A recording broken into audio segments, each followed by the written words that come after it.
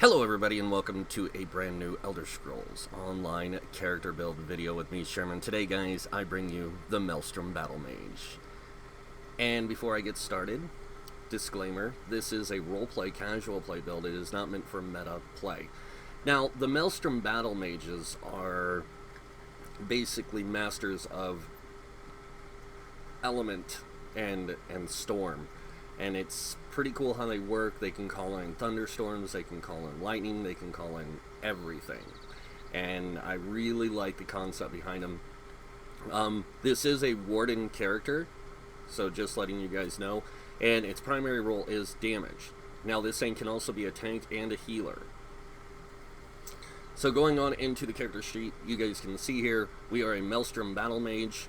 We are a Warden, we are High Elf for this. Now, any race can play this, I'm going to tell you that now, and I'm going to go over how you can play this in any role. So if you want to play this as continued as a damage dealer, you put 64 points in a Magicka. No matter what race you play, you always put 64 points in a Magicka. If you're going to play this character as a healer, 64 points in a Magicka. Now, if you want to play this as a tank, you've got to take enough health out to give yourself around 30k health. 28k is going to be fine if you're using like structured entropy from the Mages Guild line, and then with the benefit from being a Warden, you're going to get a little bit more health. So really nice. Alright, moving on to down here to the stats. We do have 34k Magicka as a High Elf with 20k max health, 12k stamina, 13k or 1346 mag recovery, 397 health recovery, 771 stam recovery, and we do have a 2569 spell damage unbuffed with a 45% spell critical.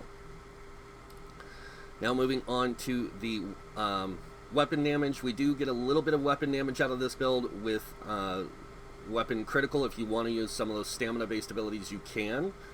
We do have an 18k spell resist with an 18k physical resist. We are a heavy armor build. Remember that. This is a battle mage. We fight on the front lines. We don't stay back in the background and play tiddlywinks. We run up into the front and we fight next to the tank and everyone else. Alright, moving on. We have the Thief Mundus Stone to increase our weapon critical and spell critical ratings. You can, now I will say this, you can try to use the Lover Mundus Stone here, but you're going to be sacrificing a lot of crit. So some advice is stick with the crit over the penetration, because you can get penetration from other things.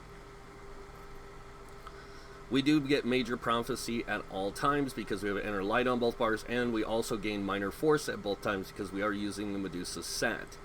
We do use Witch Mother's Potent Brew, which increases our max Magicka recovery by 278, our Magicka by 2520, and our max health by 2730. Somebody asked me to let you know how much. Alright, moving on to the equipment and gear, starting with the potions that we use primarily for the different roles. So we use the tripods when we're tanking, we use spell power pots when we're healing and playing damage dealer, and we stick with primarily the Longfin Pasty and Melon Sauce for when we're tanking, and we will use Witch Mother's Potent Brew for when we are playing damage dealer or healer. Okay, now some of these scents that we're going to be using, I'm just going to tell you where they drop. Medusa's drops in Arx Coranum.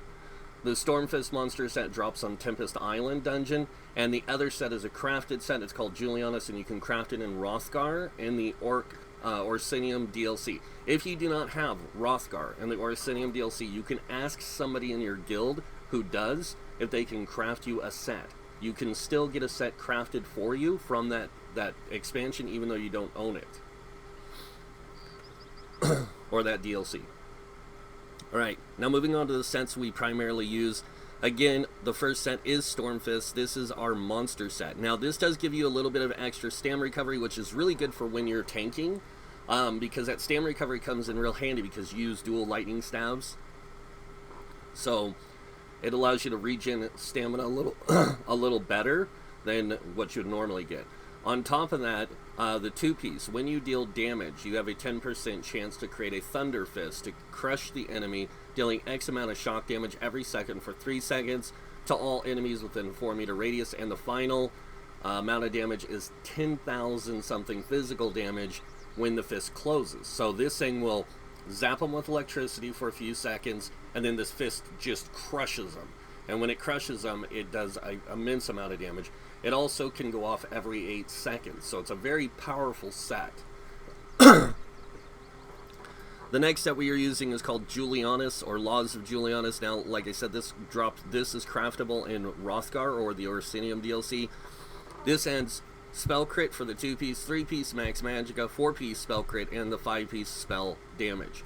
We want that really high spell damage and high spell crit. We are a damage dealer primarily. We can be a tank with this, and being a tank with this is no different than playing a damage dealer, except you're tanky.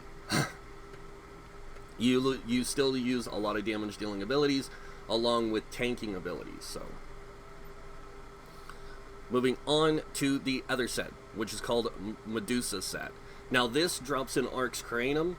This gives you on the 2-piece max health, 3-piece max magicka, 4-piece spell damage, and then the 5-piece. Gain minor force at all times, increasing your critical damage by 10%.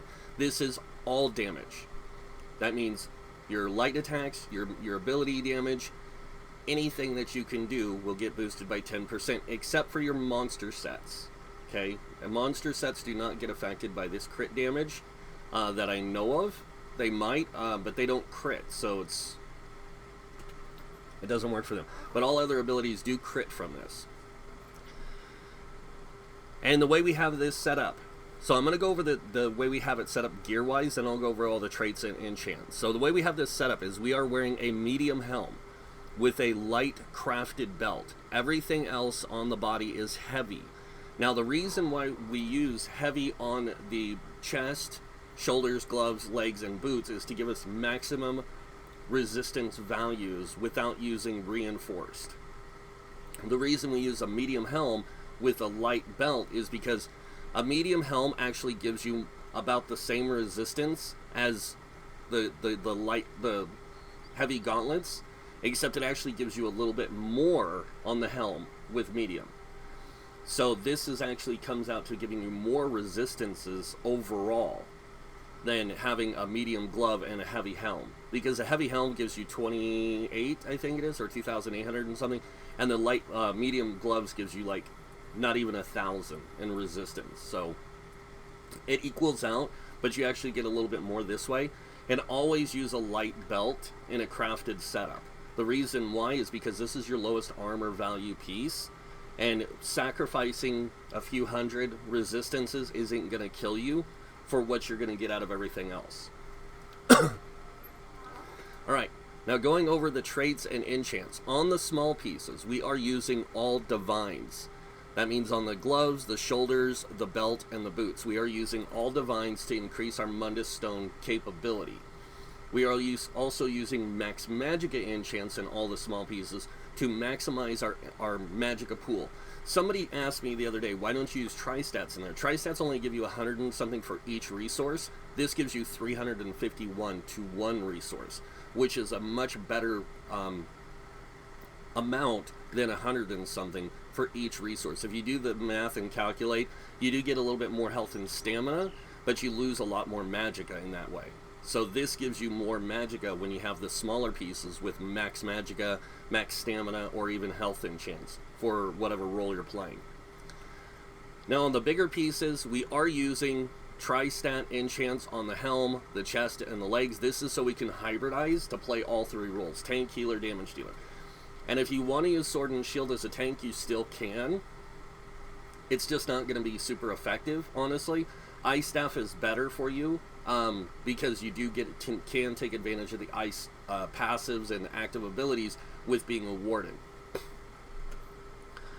Now, we are using 2 invigorating on the helm and shoulders. The reason why heavy armor doesn't give you any way to maximize recovery rates. So this gives you a way to increase your magic and stam recovery. You get health recovery from heavy armor, but not mag and stam recovery. And I know it's small, it's only 22 points, but 22 points with an enchant on a necklace or something, like a mag recovery or something, or even this small 129 recovery from this, we'll get 22 added to it, which comes to about 140 something, almost 160 or 50 something. So it's almost the equivalent of having a regular recovery glyph on your jewelry. Right, and on the chest, we always go reinforced on heavy pieces.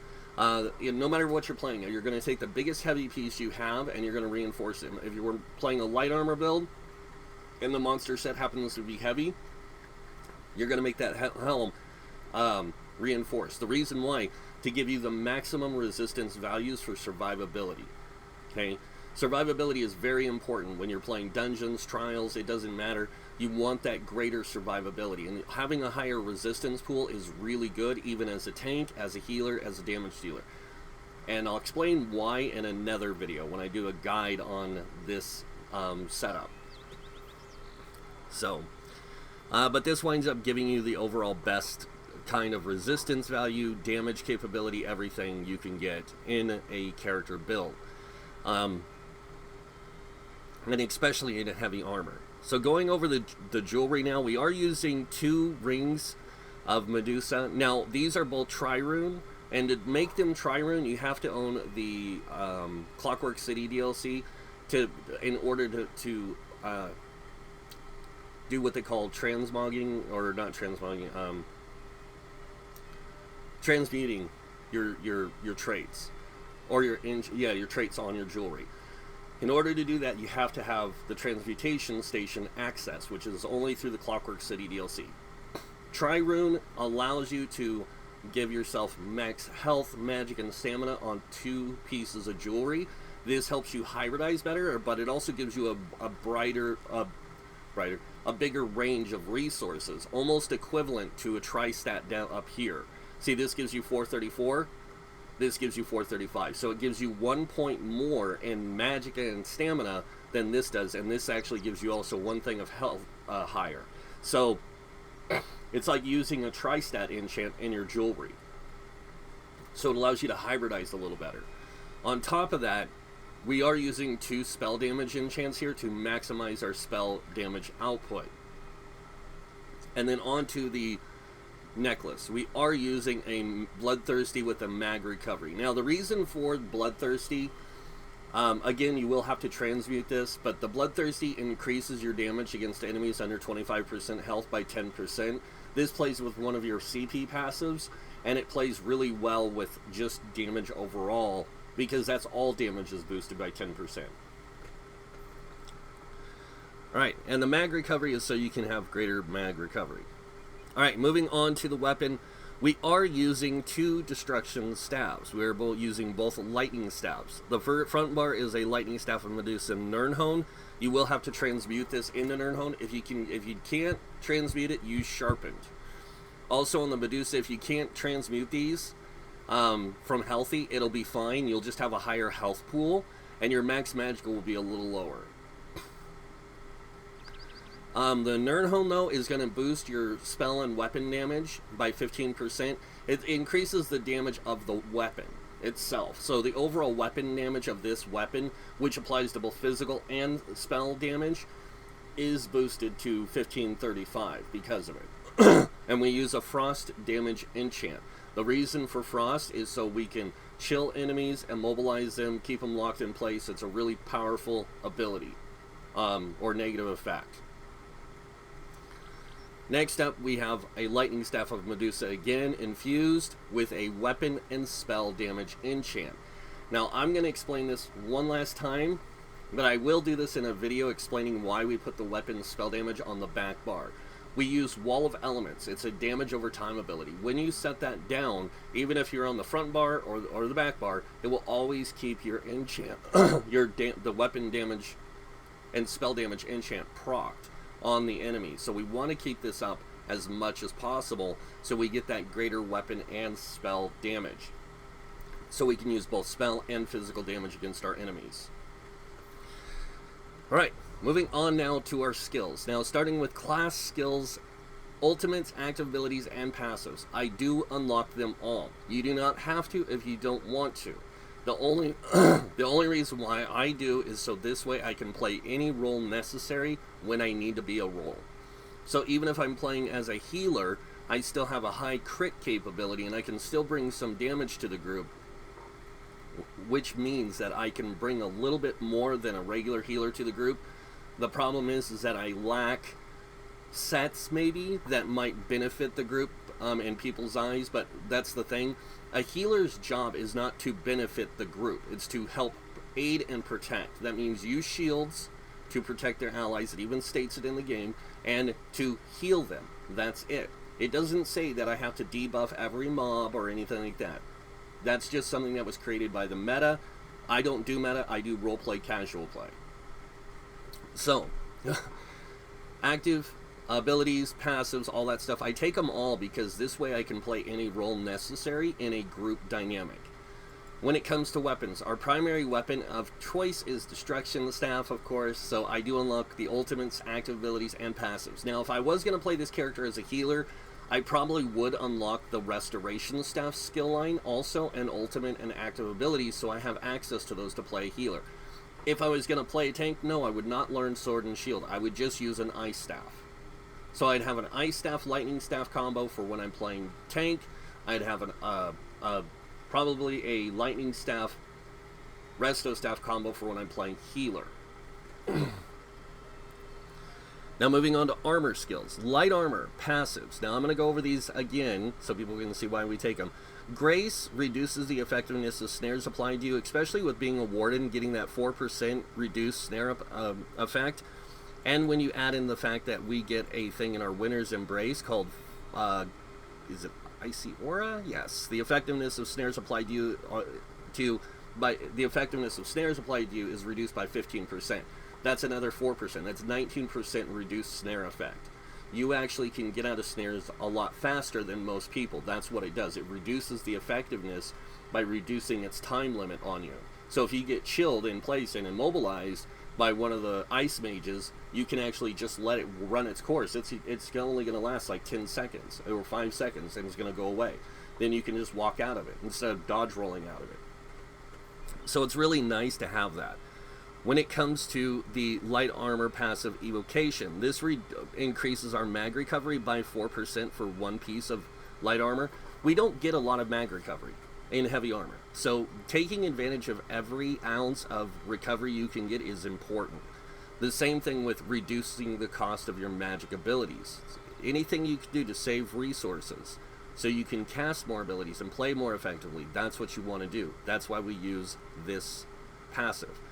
And then spell warding increases your spell resistance by 363 for each piece of light armor equipped.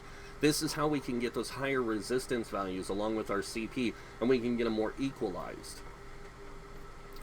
Medium armor passives, again, same reason. Dexterity increases your weapon critical. Weapon critical applies to any active stamina ability you might use. So if you are using a, say I'm using Caltrops with this character. If I use Caltrops, Caltrops does physical damage, and it is considered a stamina-based ability. This thing, it works off of weapon critical and weapon damage. The higher my weapon critical, the more effective that ability will be, damage-wise. Windwalker increases your stamina recovery by 4% and reduces the stamina cost of your abilities by 2%. I don't need to explain this. I already did with light armor. It works the same way.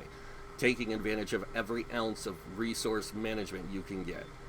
And then on athletics, we increase our movement speed of sprint for each piece of medium armor by 3%, and then also reduce the cost of our dodge roll by 4%. In your CP, you're going to have enough points to give you 16% reduced dodge roll cost in your champion points. With another 4% added to it, that is a 20% reduced cost in dodge rolling. That's the reason why we take this. So we can reduce the cost. Remember, everything you do in this game is about resource management. Doesn't matter whether you're tanking, you're playing a healer, or you're a damage dealer. It's all about resource management so you can effectively do your rotations and not run out of resources. And then with heavy armor, we do take all the passives here. Resolve increases your physical and spell resistance for each piece of heavy armor by 362. So if I'm wearing one heavy piece in light armor, I'm going to get 362 in both spell and physical. That's good. That's extra resistances. That means extra survivability. When you add into the fact that I'm going to be doing stuff with my CP as well towards my resistances, this adds into that and allows me to get greater survivability overall. Constitution increases my health recovery rating by 4% for each piece of heavy armor. Not worried about that. It's the next piece. When you restore X amount of magic and stamina every time you take damage while wearing a piece of heavy armor or more, and it happens every 4 seconds. So if you just have one piece, it's 108 magic and stamina. If you're wearing 5 pieces like myself, you're going to get 541 back every time you take damage every 4 seconds. This is how resource management and heavy armor works, is you've got to take damage. Moving on to Juggernaut, this increases your max health by 2% for each piece of heavy armor equipped. This is the only set in the game that increases your max stat pool at all. So only heavy armor will give you max health. The medium armor and light armor don't give you max magic and max stamina. Only heavy armor gives you max health. Medium armor gives you higher weapon damage. Light armor gives you higher spell critical or spell penetration. So that's the trade-off. Now, Revitalize, when wearing 5 or more pieces of heavy armor are equipped, increase your magicka and stamina of your fully charged heavy attacks by 25%. Heavy armor wearers' highest resource return is through heavy attacks. So they throw heavy attacks quite often so they can get big amount of resources back. It's like using a restoration staff. Rapid Mending. When 5 or more pieces of heavy armor are equipped, increase your healing received by 8%. This allows you for better survivability because any heal applied to you is going to heal you more effectively. See, heavy armor isn't made just for tanking. It can be used for damage dealing, healing, whatever you need it to be for. It just means that your character is more resilient and can stand on the front lines more effectively than anyone else because you have the higher resistance values, higher health pool, the Constitution rating, the Revitalize, and the Rapid Mending. So all that stuff plays into the fact that you can stand on the front lines. World skills. Soul magic. Now, you can be a werewolf with this, and it is pretty awesome, and you can also be a... if you are a werewolf with this, use Tri-Stat food. But you can also be a vampire with this, and it's pretty cool, but I didn't really like it because I don't like the damage that you take when being a vampire sometimes, so... But Soul Assault, the Consuming Trap, and Soul Shatter, these are optional for this one skill tree. These ones are optional. The reason I say they're optional is because not everyone's going to unlock these, because they don't see a point in Consuming Trap when, because it says fill an empty soul gem and restore X amount of max health, stamina, and magicka. Even if you don't restore a soul gem or fill a soul gem, you still get that resource return. So it works really good when you're playing solo in Overland, and it does do damage to nearby enemies. Or you climb to enemy souls, dealing X amount of damage to one target and the other nearby enemy for 10 seconds. It's pretty nice. So, and then the soul summons I always take. This allows you to revive once an hour without a soul gem, and this one will fill an empty soul gem when you kill an enemy with a weapon ability. This includes light and heavy attacks. Moving on to guild skills. Now, with Mages Guild, Fighters Guild, Stygic Order, and Undaunted, I do take the ultimate, active abilities, and passives. The reason why is because I use some of these abilities in different situations. Flawless Dawnbreaker, I might use when I'm playing a damage dealer. I might use Silver Leash to grab and pull enemies to me when I'm tanking. Ring of Preservation when I'm playing a healer and offering some group support. Evil Hunter, for when I want to get extra physical penetration or crit, I can do that if I want to play with a sword and shield, or if I want to play with a two-handed. Rearming Trap is there if I need it. Okay? It offers minor force even though I already get it. Ice Comet is a really great CC in the Mages Guild, and it does do decent amount of damage, and we use it sometimes when we're tanking. Inner Light we're using all the time to increase our max magicka, but only when we're playing damage dealer or healer will we use this. And even in some cases playing healer we won't, because we want extra abilities space on our bar so we can more effectively heal. Degeneration, this is the thing I was talking about. There's another morph called Structured Entropy, which can give you 8% more health.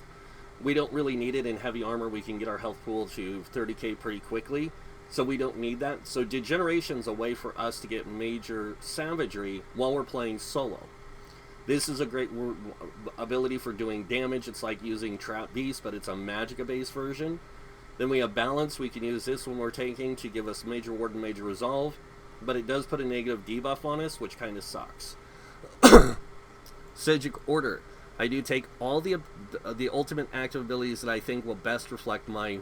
and passives. I just forgot to do it this time,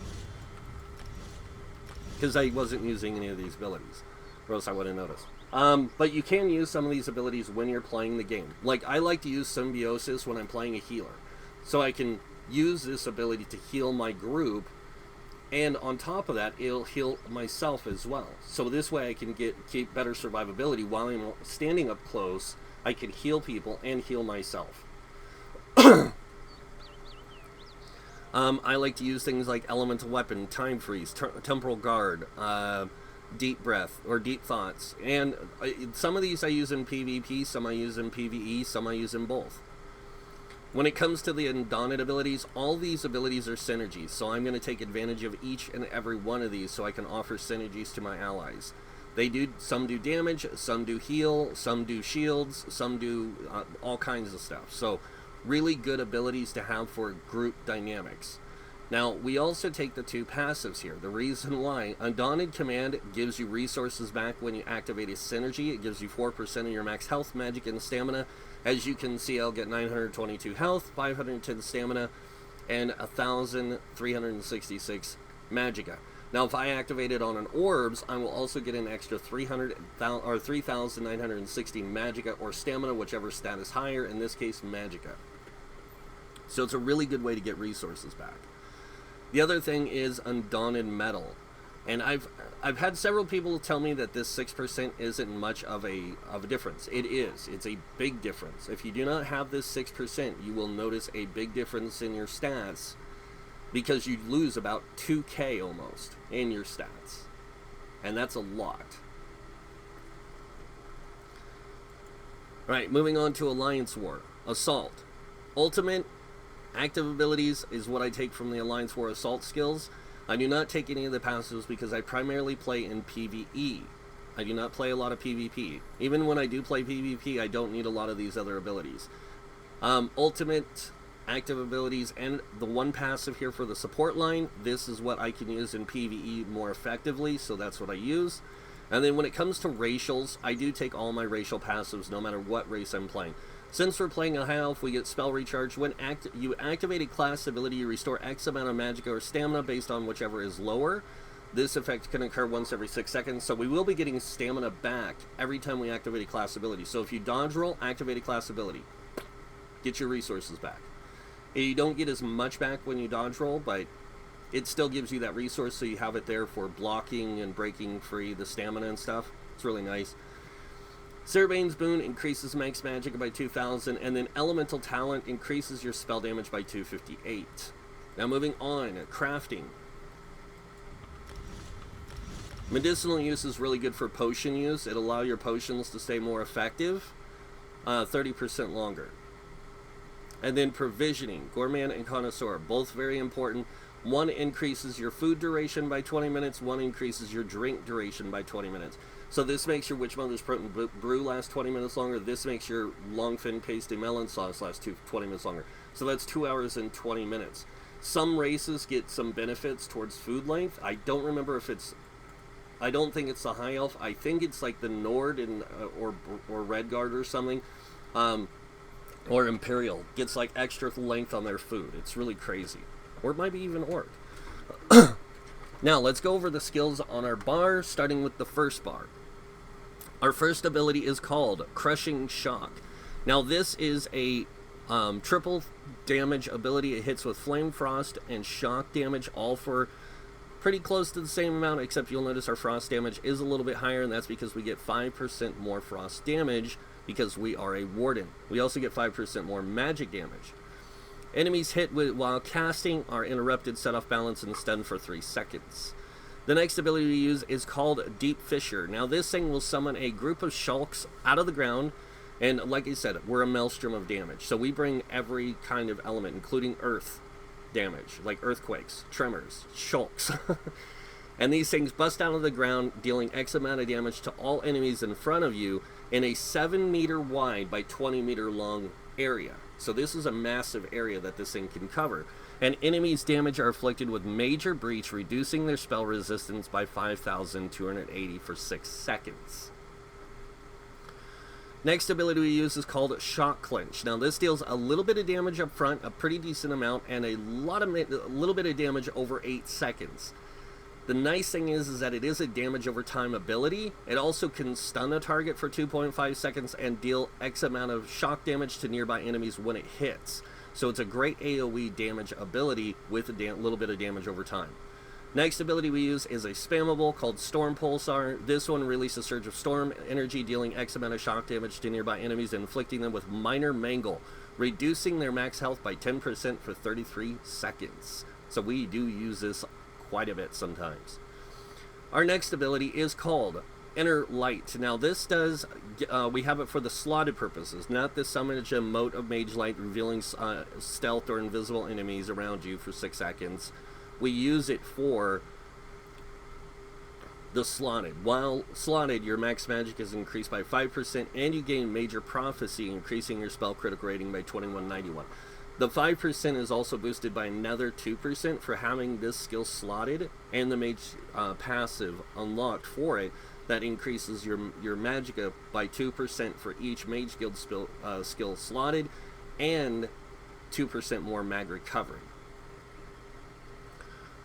Moving on, we have Permafrost. Now this is nice. This does an AoE damage, frost damage around you in a 10-meter radius, and it lasts for 8 seconds. It does damage every second for that 8 seconds, and enemies walking through it get their movement speed reduced by 40%, and you and nearby allies gain major protection, reducing your damage taken by 30%.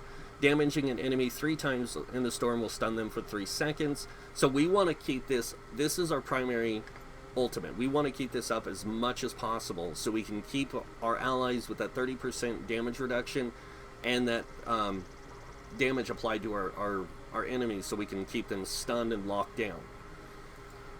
Moving on to the back bar. Our first ability is called Winter's Revenge. Now this is a castable ability. You can cast out to 28 meters out. It's a 6-meter radius skill, and basically what it does is any enemy that walks into it will take X amount of frost damage every second for 12 seconds. Enemies hit are overcome with bitter cold, reducing their movement speed by 30% for 3 seconds. And this ability also has a higher chance of applying this chilled status effect, which means they tick for ice damage and their movement speed is reduced. Next up, Blockade of Storms. This one, you slam it down your storms to create a storm barrier in front of you.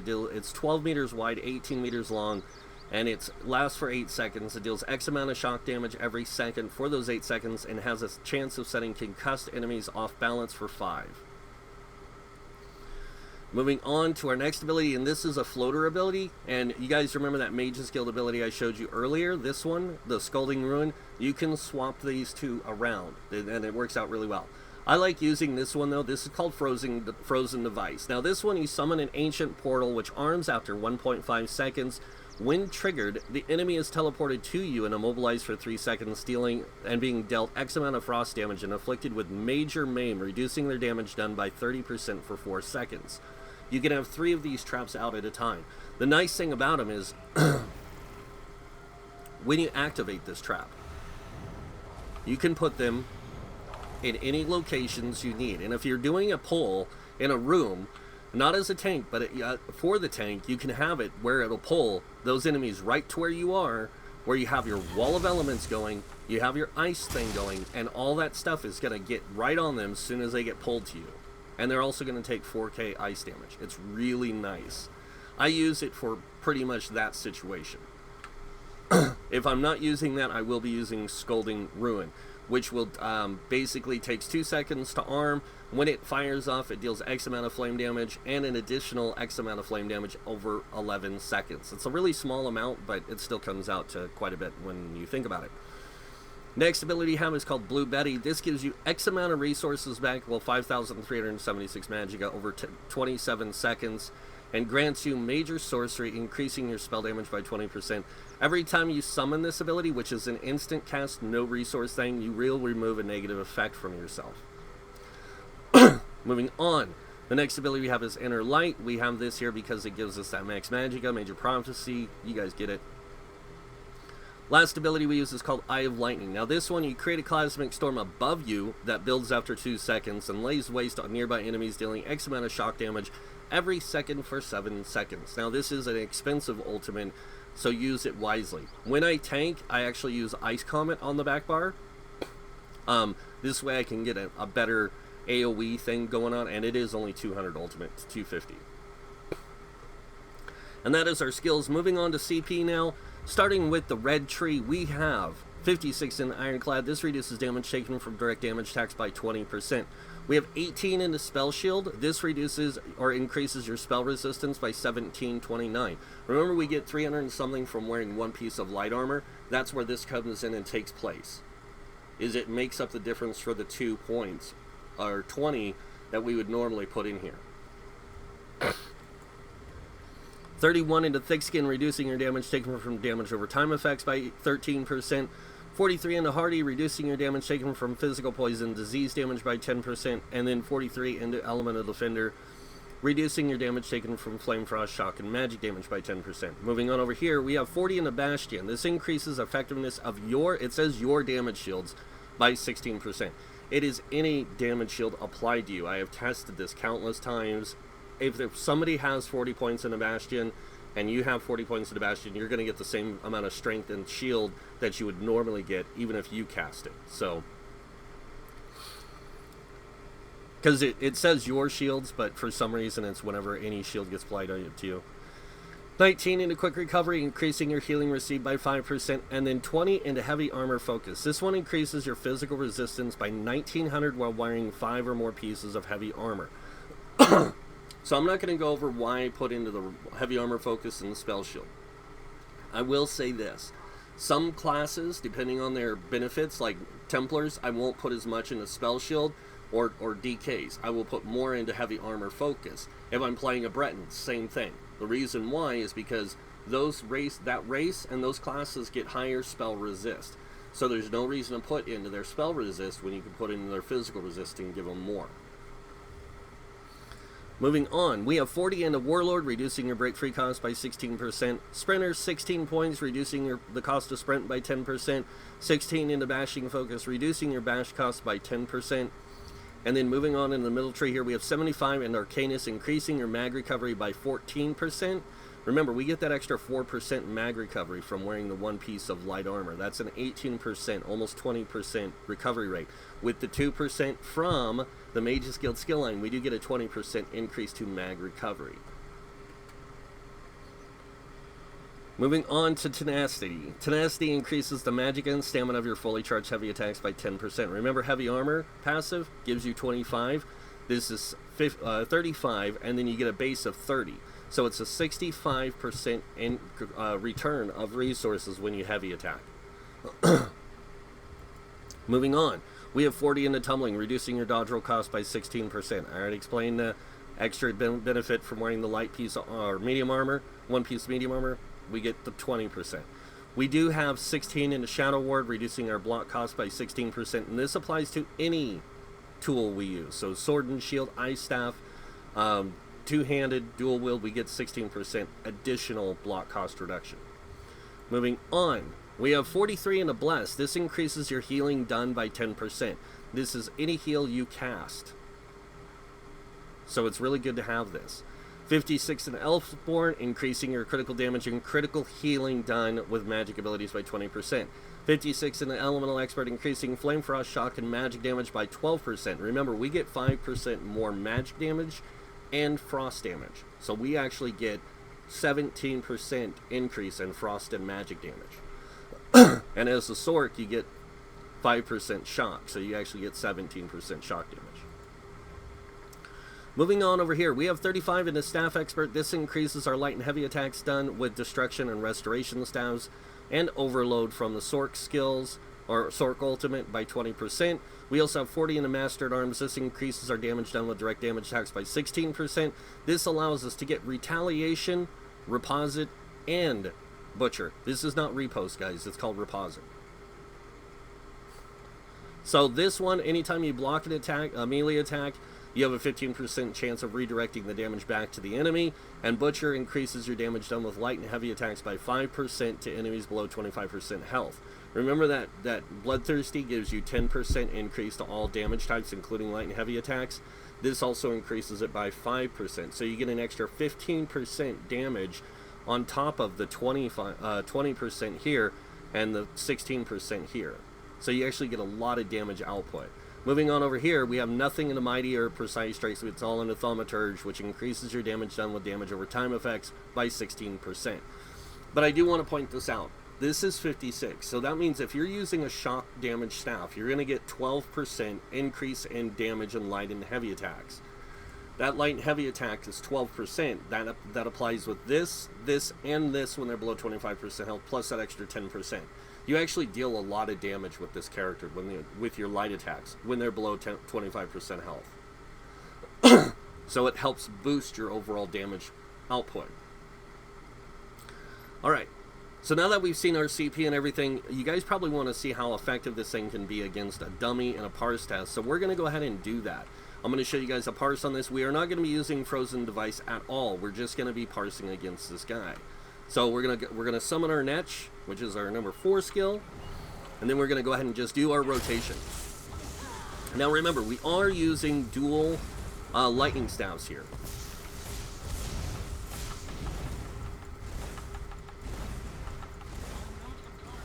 There we go. That's what I was looking for. I make mistakes sometimes on this, but I can get about 22k DPS normally with this.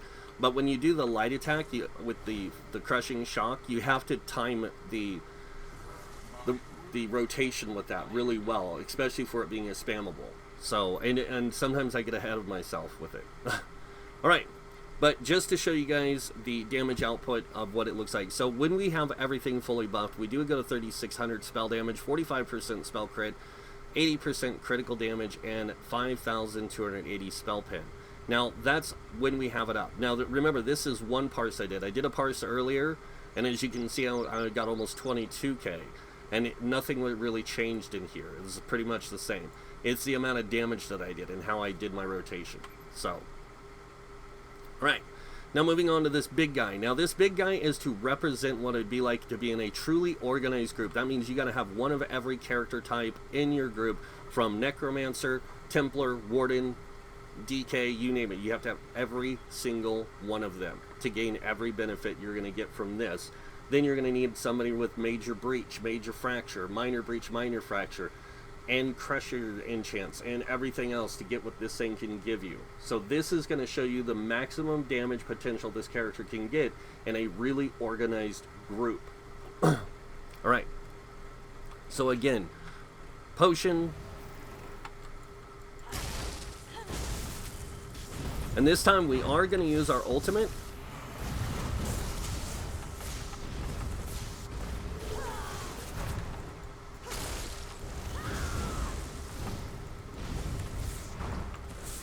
You guys didn't see that, did you? Oops. I meant to do the Shulks. So when I do the rotation on this one, what I'll do is I'll do a Shulks and then I'll swap bars. So when I put down the Wall of Elements and stuff, I can keep it up better. So I can keep up the Shulks effect. But as you guys saw, I was doing about 32k, and that was when my ultimate was going and everything. It's not bad. It's pretty good and decent damage. It's really hard to sustain sometimes with this build, so you do have to throw a few heavy attacks in there every once in a while. But since you are using a lightning staff, the amount of damage you can do with a lightning staff as an AoE is pretty crazy. Your heavy attacks will deal, 1 to 2k, sometimes 4k, And then when you're doing this, it also does AoE damage. Your heavy attacks do. So always remember that. You're always going to be doing AoE damage with this build. Okay, so now we're going to go ahead and head over to a dungeon, the Depths of Malatar. And in this dungeon, I'm going to show you guys how well or effective this build can be in solo play. Now, I'm not going to really change much until I get there. I'm going to wait until I get there, and I'm going to change out some skills so you guys can see what skills I'm using and why. Now, I'm also going to be changing to tri-stat food away from dual stat food. And the reason for that is I'm solo playing. I need to be more effective tank, healer, and damage dealer, and why. Your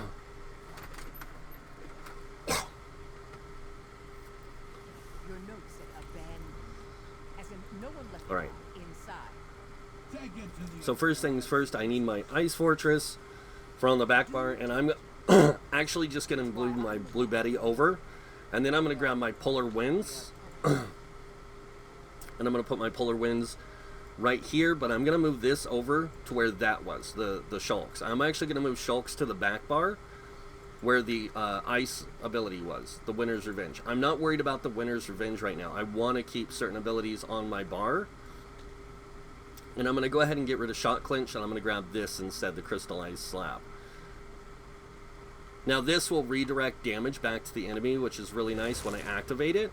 So it'll do damage back to him, and it does ice damage. So it kind of fills into that space again for you know, ice damage. I'm a Maelstrom of damage, so...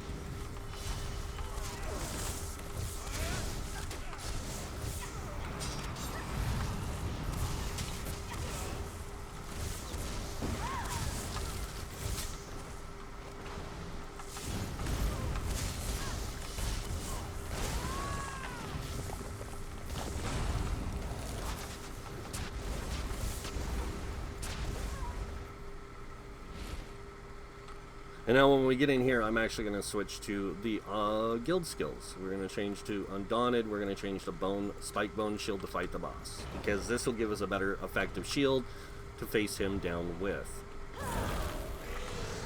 Oh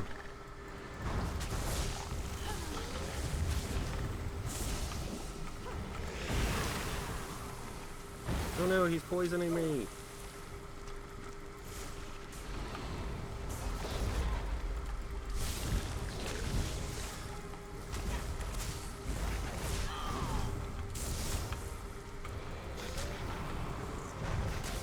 Oops, wrong ability. I do that sometimes.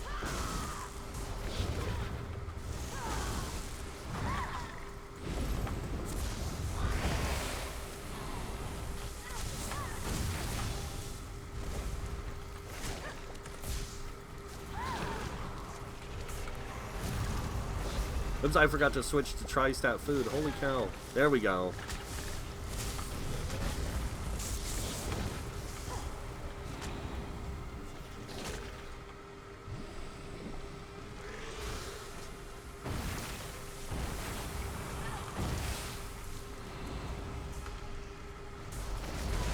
Alright, there. Now we got some stuff going on here.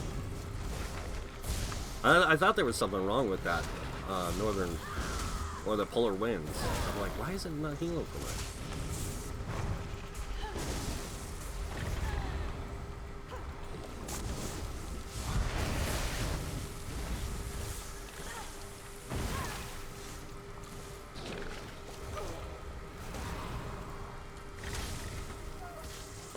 Alright, I'm going to go ahead and let this guy kill me now.